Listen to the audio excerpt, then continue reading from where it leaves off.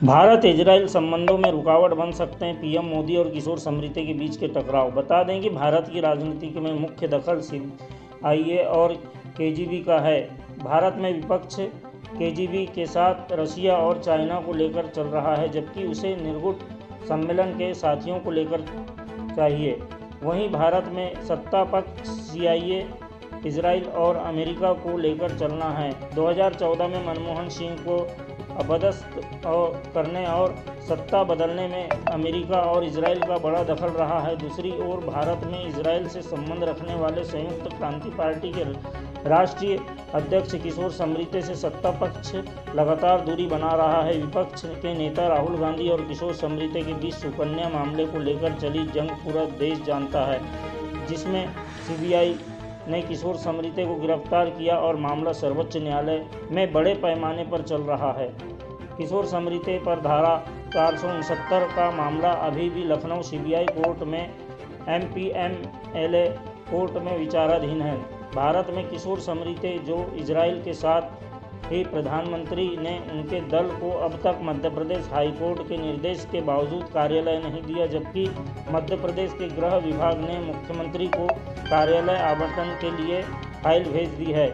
इसी तरह केंद्रीय गृह मंत्रालय नई दिल्ली को भारत सरकार की गुप्तचर एजेंसी आईबी नेता प्रतिपक्ष राहुल गांधी से विवाद के कारण सुरक्षा देने की पेशकश की, किंतु मध्य प्रदेश के पुलिस मुख्यालय और आईपीएस अधिकारियों के बीच दबाव में किशोर समृद्धि को मिलने वाली Y+ सुरक्षा की फाइल केंद्रीय गृह मंत्री अमित शाह और प्रधानमंत्री के पास लंबित है। वहीं 2014 से किशोर समृद्धि को इजराइल और मोसाद का आदमी होने के कारण 5 साल की सज़ा पर रोक नहीं करना है तथा सरकार चाहती तो मुकदमा वापस ले सकती थी, लेकिन संयुक्त क्रांति पार्टी के राष्ट्रीय अध्यक्ष किशोर समृद्धि, जिन पर चुनाव आयोग द्वारा चुनाव लड़ने पर 6 साल की रोक लगाई गई है, वह 18 साल से चुनाव नहीं लड़ पा रहे हैं, जबकि प्रधानमंत्री नरेंद्र मोदी और केंद्रीय मंत्री अमित शाह चाहते तो किशोर समृद्धि का मुकदमा वापस लेकर उन्हें राज्यसभा में भेजा जा सकता था, किंतु मोदी और अमित शाह इस बात को छिपाकर इजराइल के राष्ट्रपति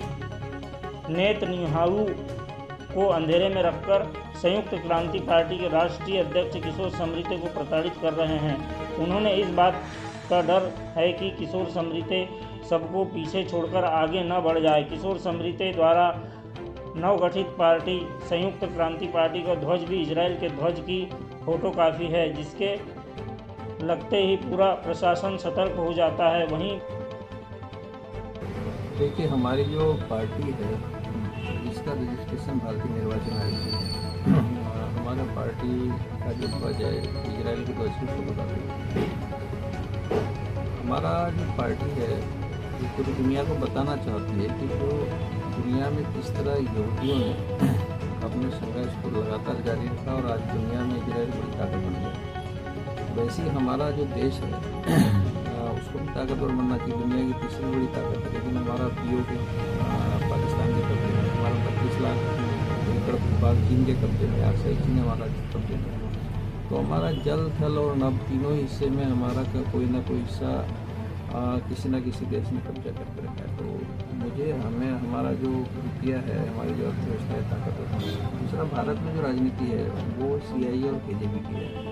तो जो सत्ता पक्ष है वो सीआईए के साथ कर रहा है और जो विपक्ष है राहुल गांधी जी हैं, ये इनका पूरा परिवार सीआईए का और अमेरिका का इनकी पॉलिसी है वो अमेरिका और इजराइल के खिलाफ है। कई तरह के आरोप लगा के इस देश के प्रधानमंत्री को लोग अपदस्थ करना चाहते हैं। तो मेरा दूसरा कहना है, प्रधानमंत्री की जो सरकार है वो इजराइल और अमेरिका के साथ है, क्योंकि सत्ता विपक्ष जो है वो इसलिए एक साथ है। ऐसी परिस्थिति में हमारे जो देश को ताकतवर देश बनना चाहिए, न हमको सीआईए के साथ रहना चाहिए, न हमको केजीबी के साथ रहना। लेकिन इजराइल की जो तौर तरीका है, इजराइल की जो ताकत है, इजराइल का जो लड़ने का तरीका है वो भारत की सरकार को सीखना चाहिए। तो भारत को अमेरिका और चाइना से और पूरी दुनिया के देशों से एक बड़ी ताकत बनाना है। तो इस दिशा में सत्ता पक्ष को, विपक्ष को प्रयास करना चाहिए और हमारा भी प्रयास है कि हम अपने देश को सबसे ज़्यादा ताकतवर बनाएं। ठीक है।